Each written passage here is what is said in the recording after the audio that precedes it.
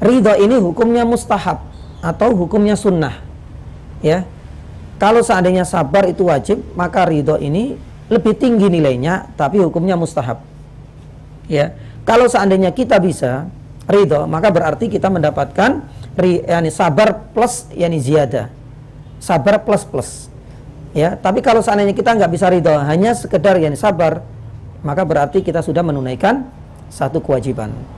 Jamaah dirahmati Allah Subhanahu wa taala, para ulama menyebutkan bahwasanya ridho ini lebih tinggi daripada sabar, karena ridho ini menganggap antara musibah dengan kenikmatan itu sama.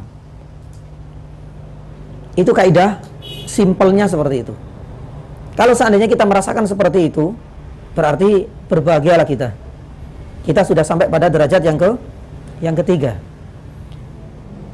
Ketika kita mendapatkan kenikmatan, ya, diberikan karunia anak keturunan misalnya, ya, bahagia, ridho dengan apa?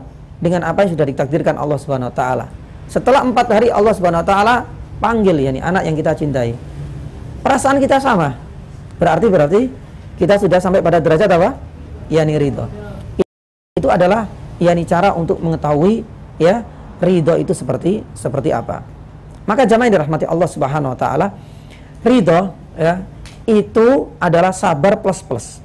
Kalau sabar itu biasanya kelihatan dari hampir seluruh wajah atau anggota tubuh. Tapi terkadang sabar tapi dia nggak ridho. Itu memungkinkan. Dia sabar kelihatan dari wajahnya. Sabar ya nak ya, sabar. Kelihatan. Dia sudah bisa tersenyum lebar, kelihatan dari aktivitasnya itu ternyata nggak ada bedanya. Ya mungkin karena ditinggal wafat oleh putranya atau mungkin ditinggal wafat oleh ibunya. Tapi kita belum tahu apa isi hatinya. Kemungkinan dalam hatinya itu dia masih grundel. Ya, masih berkeluh kesah. Kenapa harus anak saya yang dipanggil? Ya, di hadapan orang dia menampakkan kesabarannya. Tapi ternyata dalam hatinya ini dia belum bisa menerima kenyataan dan takdir yang Allah Subhanahu wa taala tentukan. Inilah bukti bahwasanya dia sabar tapi belum ridho. Tapi kalau ridho sudah, ya dia nggak merasa ada beban sama sekali. Intinya seperti itu. Di saat dia mendapatkan kenikmatan, ya hati, lisannya sampai anggota badan dia bahagia.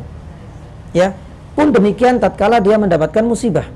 Maka inilah ridho. Ya, dan inilah yang disampaikan oleh Ibnu Taimiyah pun plus demikian. Syekh Utsaimin rahimahullah mengatakan demikian. Jadi standar ridho atau kriteria ridho itu adalah ketika seseorang itu tidak punya beban, dianggap sama antara kenikmatan yang ia terima atau musibah yang ketika ia diderita.